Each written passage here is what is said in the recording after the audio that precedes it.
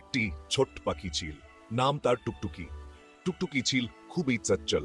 সারাদিন এ ডাল থেকে ও ডালে লাফিয়ে বেড়াতো।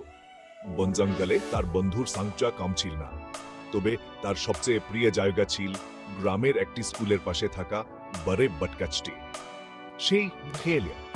সেই গাছের ছায়া খেলে বেড়াতো ছোট বাচ্চারা। তাদের হাসি কান্নার আওয়াজে সারা গাছের পাতা নাচত। একদিন টুকটুকি লক্ষ্য করলো, হে বাচ্চারা সবাই মিলে খেলছে, কিন্তু একটি ছোট মেয়ের মুখে হাসি নেই।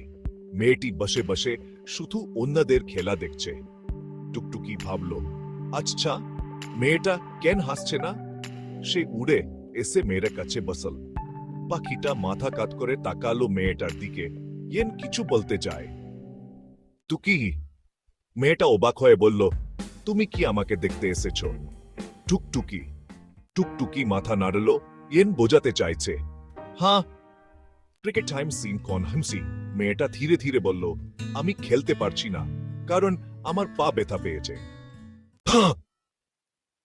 টুকটুকি কি চুপ করে রইল।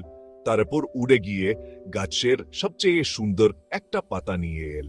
পাতাটা সে মেয়েটার হাতে রাখল। মেয়েটা হেসে বলল, এটা কি আমাকে উপহার দিলে? টুকটুকি খুশি হয়ে চাচ্চু নাড়াল। মেয়েটা এবার পায়ে ব্যথা ভুলে একটু একটু করে হাঁটতে লাগল। সে পাতাটা হাতে নিয়ে বন্ধুদের সাথে খেলতে গেল। বাচ্চাদের হাসি খুশিতে আবারও গাছের পাতাগুলো দুলতে লাগল। টুকটুকি দূর থেকে সবকিছু দেখে খুশি মনে আকাশে উড়ে গেল। সে তার মিশন পূর্ণ করেছে।